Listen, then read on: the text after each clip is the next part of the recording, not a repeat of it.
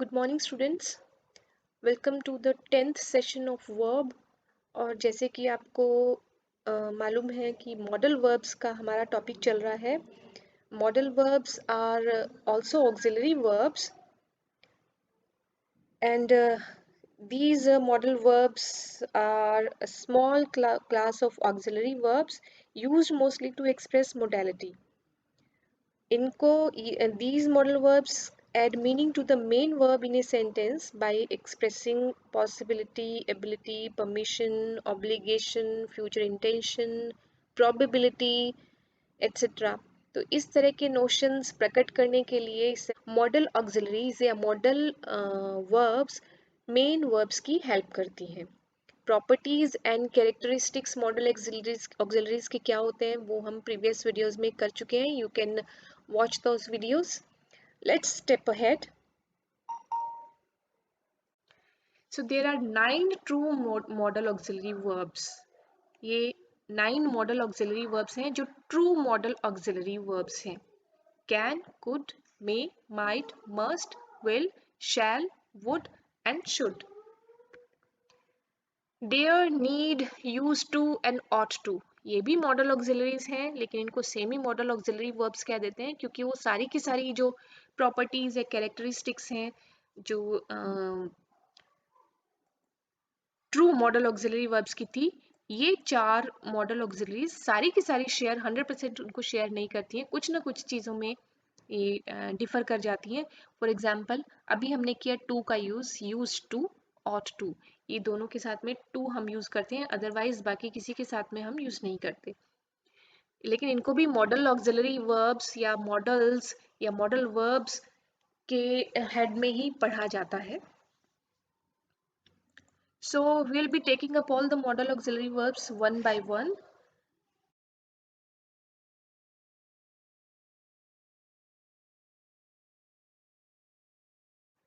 Next modal auxiliary is might.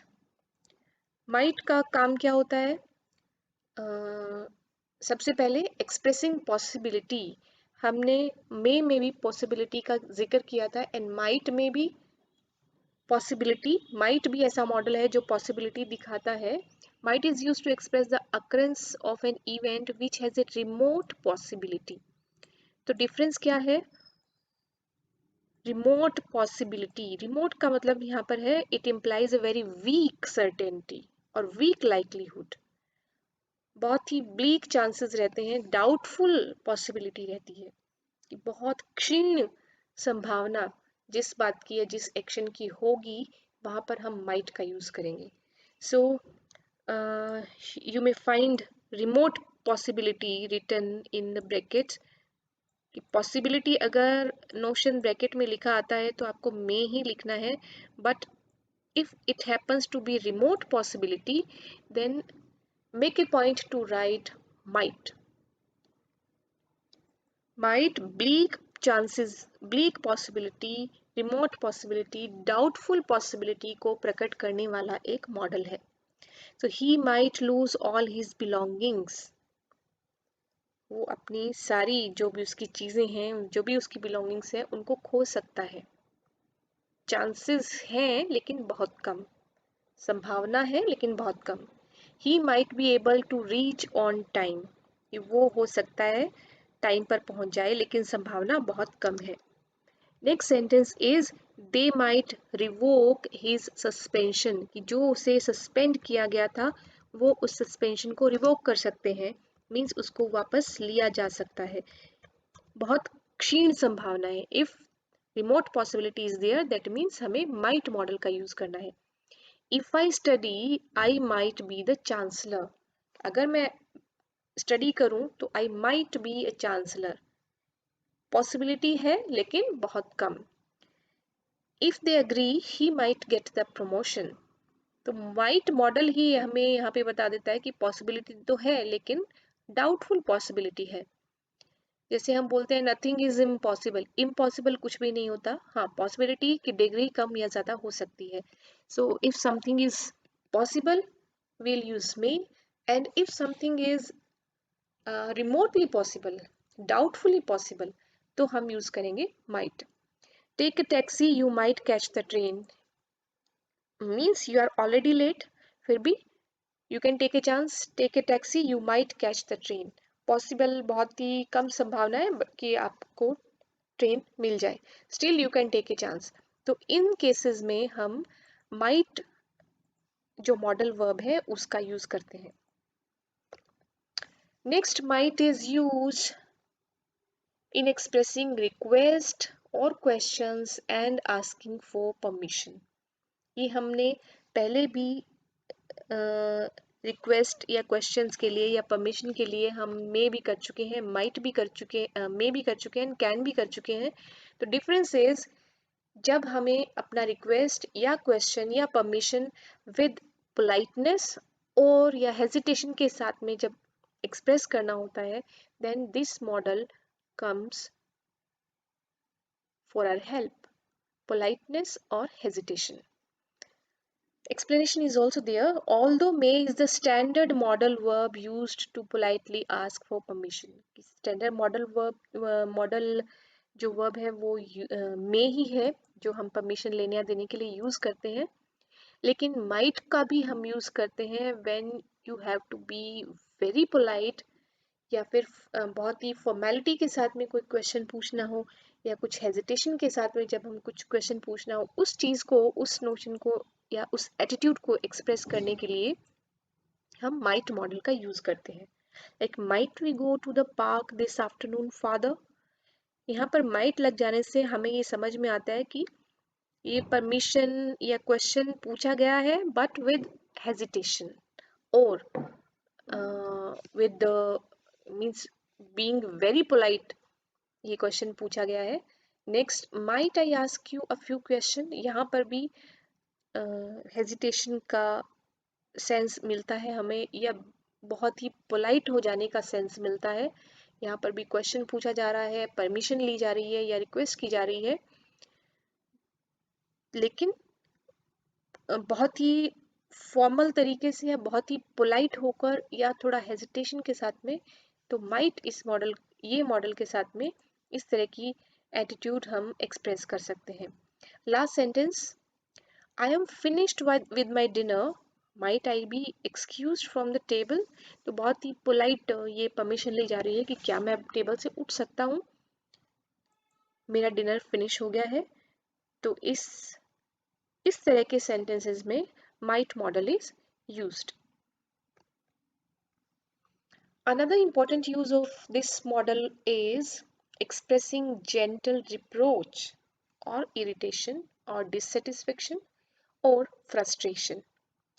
जब हमें किसी कोई बात जब हमें पसंद नहीं आती है या हमें किसी को माइल्डली रिप्रोच करना होता है, रिप्रोच मीन्स स्कोल्डिंग, डांटना या अपना फ्रस्ट्रेशन प्रकट करना हो, इरिटेशन, खीज या झुंझलाहट टाइप की चीज हमें जब प्रकट करनी हो तो हम माइट मॉडल का यूज करते हैं। Take the examples, you might have told me this before. क्या आप मुझे पहले बता सकते थे, आपने नहीं बताया but you should have told me, you might have told me this before. तो यहाँ पर माइट लग जाने से see I just now I have used the model you should have, लेकिन डिफरेंस क्या हो उसमें भी यही बात है कि आपको मुझे पहले बता देना चाहिए था।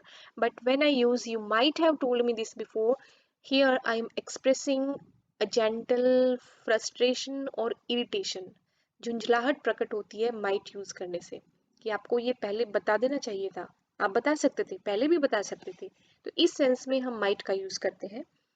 You might pay a little more attention to your appearance. यहाँ पर भी डिससेटिस्फेक्शन की फीलिंग एक्सप्रेस हो रही है तो माइट मॉडल का यूज हुआ। In the next sentence means आपको अपनी अपीयरेंस पर थोड़ा और ध्यान देना चाहिए था, आप ध्यान दे सकते थे और भी थोड़ा बेटर तरीके से अपने आप को प्रेजेंट कर सकते थे।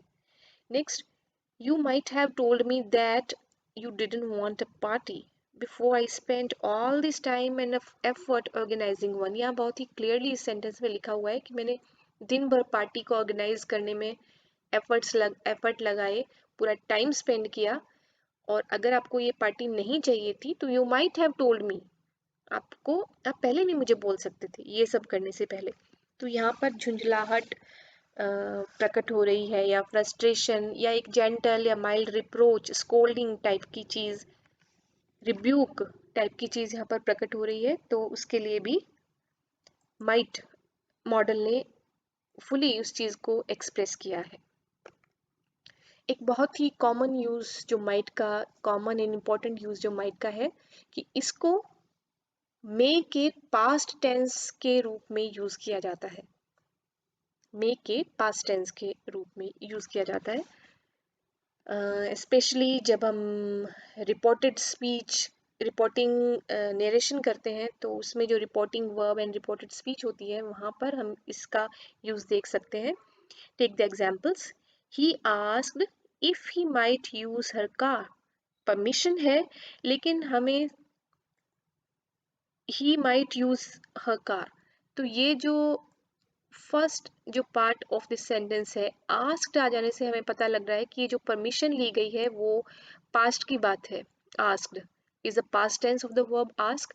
तो यहाँ पर परमिशन के लिए आपके जो एग्जाम्स में आते हैं क्वेश्चंस, वहाँ पर ये स्पेस ब्लैंक रहता है, एंड इस तरह से क्वेश्चन पूछा जाएगा, ही asked if he dash use her car. Permission, तो हमें सिर्फ इस परमिशन को देखकर ही मे नहीं लगाना है, वील हैव टू चेक कि ये जो यहाँ पर किस टेंस में बात हो रही है, पास्ट टेंस में बात हो रही है, तो हम परमिशन के लिए मे का यूज नहीं करेंगे, we'll use might, we'll use might here. He asked if he might use her car.